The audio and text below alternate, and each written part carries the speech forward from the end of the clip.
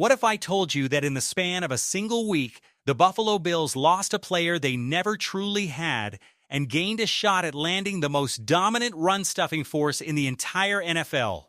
What if I told you that the defensive puzzle Josh Allen and this Bills roster have been missing, the one piece that could be the difference between another heartbreaking playoff exit and a Super Bowl parade down Main Street in Buffalo, might be available for the price of a mid-round draft pick? And what if the guy who was supposed to be the edge rusher savior of this defense just quietly walked into the sunset at only 30 years old, leaving the Bills holding nothing but a question mark and some broken promises? Because, folks, that is exactly the story unfolding right now, and if you are a Bills fan, you need to pay very close attention. Because what happens in the next few weeks could define this entire season. Let's start with the news that hit Bills Mafia right in the chest like a J.J. Watt bull rush. Joey Bosa, the man the Bills brought in last offseason with high hopes, big expectations, and genuine excitement, is almost certainly done. Not done with Buffalo. Done with football entirely. Adam Schefter, the most plugged-in reporter in the NFL universe, dropped the bombshell on his podcast that it is more likely than not that Joey Bosa has played his last down in the National Football League. Read that again. More likely than not. This isn't idle speculation from some random analyst on a Tuesday afternoon. This is Schefter, the guy whose phone never stops ringing, telling the world that a 30-year-old former all-pro edge rusher is effectively retiring without ever making it official. And just like that, one of the most talked-about potential reunions in Buffalo this offseason is dead on arrival. Now look, let's be honest with ourselves here. Were any of us really expecting Bosa to come back to One Bills Drive? Probably not. The writing was on the wall the moment the season ended, and he disappeared into free agency silence while the rest of the league moved on. But here's what stings. Here's what really truly stings about this whole situation. This is a guy who is only 30 years old. 30. He turns 31 in July. We are not talking about some 36-year-old journeyman who ran out of gas after a decade of hard miles. We are talking about a guy who at his peak was one of the 3 or 4 most terrifying pass rushers in football. A guy who looked, at times during the early part of this past season, like he still had that juice, still had that burst off the edge that made offensive linemen lose sleep at night. But here is the cruel, unforgiving truth of the NFL. The league does not care about what you were. It only cares about what you are right now, in this moment, on this snap. And toward the final stretch of the 2025 season, Joey Bosa was not the player Buffalo needed him to be. The numbers tell a damning story. He finished the year with 5 sacks and 5 forced fumbles, which sounds respectable until you peel back the curtain. Count it, one of those 5 sacks came after Week 9. The entire second half of the season, Joey Bosa was essentially a ghost on the field. He showed up in the box score at the start of the year, flashed some of his old brilliance in games against the Ravens and the Chiefs, and then faded like a candle burning out in a windstorm. By the time the wildcard game against Jacksonville rolled around, and then the divisional round against Denver, he was the worst version of himself at the worst possible time. The advanced metrics make it even more uncomfortable. His grades cratered in the back half of the season. His most impactful performances were front-loaded, early-season gifts that made fans believe the old Bosa was back. He wasn't. A 33% missed tackle rate. 13 or 14 missed tackles on the year. That is not a pass rusher, that is a liability. And his run defense grades were, to put it charitably, absolutely horrific. For a team that already bled rushing yards like a sieve throughout the year, having your starting edge rusher actively hurt you against the run is simply not something a Super Bowl contender can afford. Whether the hand injury he dealt with derailed him, whether there were lower body issues that never fully got disclosed, whether the tape that opposing teams gathered on him simply exposed his limitations, we may never know the full truth. What we do know is that multiple NFL teams looked at Joey Bosa this offseason and collectively decided he was not worth a roster spot. That is the quiet verdict that stings most of all. So the Bills said goodbye to something they never fully had. And now they stare at an edge room that, if we are being brutally honest, is far from settled. Yes, they brought in Mike Dana, but Mike Dana is not going to make anyone forget about elite pass rushing production. Bradley Chubb is still on the roster, but Chubb has spent more time on the injury report than on the field in recent years, and he is now firmly on the wrong side of 30. TJ Parker is a rookie, a promising one, sure, but a rookie nonetheless. Greg Rousseau has shown flashes of brilliance throughout his career, but flashes are not enough when you need a guy to take over games in January. Michael Holt is coming back from a torn Achilles, which is one of the cruelest injuries in sports and one that robs players of the explosion they need to win one-on-one battles. The depth chart at edge rusher for the Buffalo Bills is a cocktail of hope, health concerns, and inexperience. It is not the group of a team that believes it has a realistic shot at winning a championship. ESPN released a list of the best available free agents still sitting out there in the market, and the two names most linked to Buffalo were Jadeveon Clowney and Hassan Reddick. And here is where things get darkly comedic. Both of those players ranked below Joey Bosa on ESPN's top available free agents list, meaning the Bills' best realistic options at edge rusher, if they go the free agency route, are players who are considered less valuable than a guy who is apparently about to hang up his cleats for good. That is a tough pill to swallow. That is the kind of depth chart situation that keeps general managers awake at 3 a.m, wondering if they have done enough to protect their franchise quarterback and give him a real shot at lifting the Lombardi Trophy. But here is where this story pivots, where the dark clouds start to part, an array of genuine, exciting, jaw-dropping possibility breaks through. Because while the Bills are trying to figure out what to do about their edge rusher situation, a different, arguably more impactful opportunity has landed right in their lap.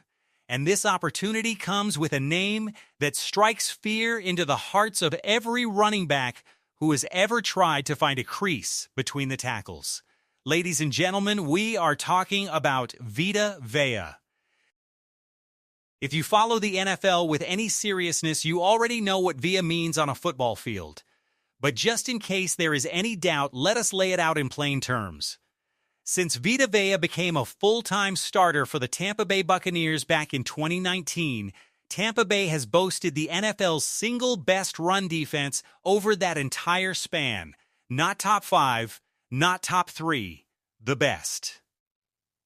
Number 1. Out of 32 teams across 7+ seasons of football, the Tampa Bay Buccaneers have been the gold standard of run defense, and Vita Vea is the enormous, unmovable reason why. He is not just a space eater who clogs up running lanes and does the dirty work, though he does that better than almost anyone alive. He is also a legitimate pass rush threat from the nose tackle position. Someone who has put up 4.5 to 5.5 sacks per season on a consistent basis, who racks up double-digit quarterback hits practically every year, who produces double-digit tackles for loss with a regularity that defensive coordinators dream about. He has earned 2 Pro Bowl selections, a Super Bowl ring, and the quiet respect of every offensive lineman in the league who has had the misfortune of lining up across from him. And right now, Vita Vea is in a contract dispute with the Tampa Bay Buccaneers. He skipped OTAs this spring. He showed up to minicamp but was not participating in on-field work. He is heading into the final year of a contract he signed roughly 4 years ago, with no guaranteed money left on the deal.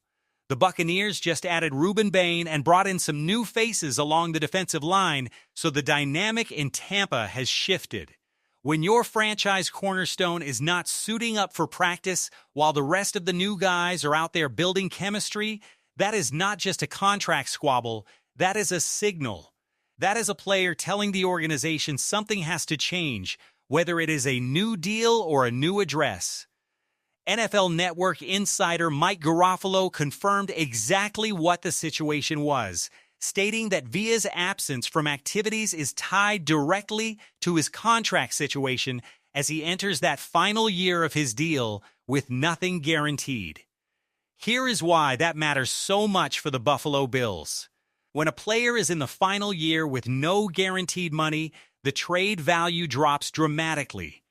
The acquiring team is essentially taking a one-year rental with no financial commitment beyond the current season's salary. That means the price tag in terms of draft capital becomes much more digestible.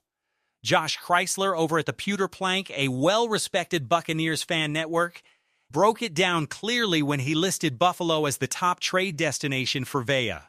The Bills ranked 28th in rush defense last season. They went 12-5 and still could not win their division, with their porous run defense playing a significant role in their biggest failures. The math on a potential trade is almost too good to ignore. Think about what the Bills' defensive line would look like if they added Vita Vea tomorrow. You are talking about Ed Oliver, a disruptive, athletic defensive tackle who has been one of the more underrated players in the league for years. You are talking about Deon Walker, the second-year defensive tackle who the Bills are counting on to take a massive leap and anchor that interior. And then you slide Vita Vea into the nose tackle spot, and suddenly you have one of the most formidable defensive fronts in the entire NFL. You are not just patching a weakness anymore, you are converting a liability into a weapon. You are turning the thing that opposing offensive coordinators circle on their game plans as the soft spot to exploit into a wall that nobody can run through. TJ Sanders and the rest of the unit suddenly get cleaner looks because opposing offenses cannot commit to running the ball against that group. The ripple effect is enormous. And here is the number that should make every Bills fan's head spin just a little bit. Vita Vea makes $17.75 million on his current contract. He is the 19th highest-paid defensive tackle in the NFL. 19th. This is a man who has been one of the 5 best players at his position for the better part of a decade, and he is being paid like the 19th best version of himself. When you look at who is above him on the pay scale, Jeffrey Simmons at $23 million, Quinnen Williams at $24 million, Ali McNeil getting $24 million per year, Justin Matabuike at $24.5 million, even Jordan Davis commanding top dollar, the case becomes crystal clear. Villa is severely underpaid relative to his impact and relative to the market. That is why he is holding out. That is why he is not running around at OTAs being a good soldier for a team that has not made him whole financially. He has earned every dollar of a top 5 defensive tackle contract, and Tampa Bay simply has not delivered that to him. Now, would extending Vita Vea make sense for the Bills? That is the more complicated question. If he signs an extension that brings him up to market value, call it $23-24 million per year, that is a significant chunk of the salary cap for a player who turns 31 years old this season. That is a real conversation that Brandon Beane and the front office would need to have carefully. But what about just the trade itself? What about taking a one-year rental on the most dominant run-stopping nose tackle in football, plugging the single biggest hole in this roster, and seeing if this team can finally get over the hump and win a Super Bowl? That conversation has a completely different calculus if the trade cost is a 4th-round pick, and it very well could be. Given that Tampa Bay holds no leverage with a player who has no guaranteed money and is openly unhappy, then this is one of the clearest, most obvious moves any team could make. You trade a 4th-round pick for Vita Vea, you win a Super Bowl, and that 4th-round pick is a footnote in history. Nobody in Buffalo is going to be crying about the 42nd pick in the 4th round when the Bills are hoisting the Lombardi Trophy. You could even make an argument for giving up a 3rd-round pick to get this deal done. That is how valuable shoring up your run defense can be when you are a team that is legitimately competing for a championship. The Chiefs have Chris Jones anchoring their defense. The Patriots just paid Milton Williams top dollar. The teams that win in January tend to be the teams that invest in their defensive interior, and the Bills have a chance to do exactly that right now, with Vita Vea's situation creating a window that may not stay open for long. So where does all of this leave Bills Mafia as we head toward training camp?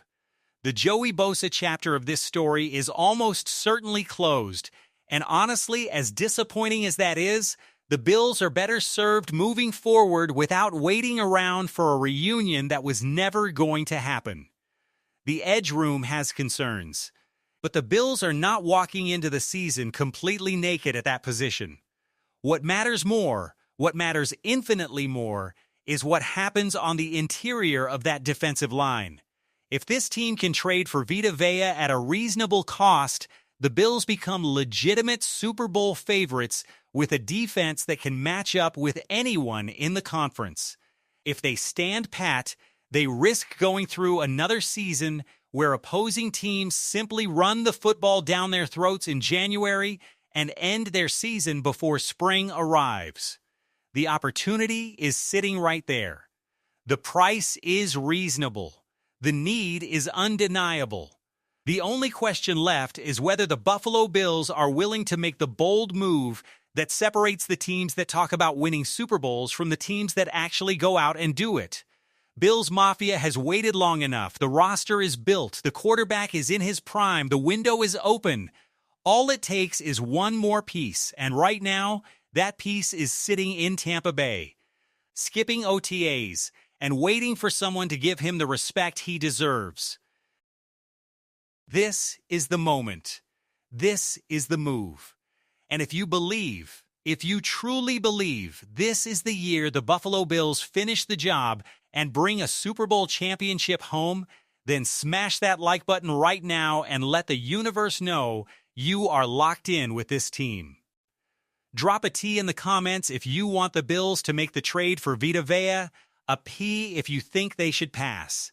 And hit that subscribe button so you never miss a single update all off-season long, because things are moving fast and you do not want to be the last one to know.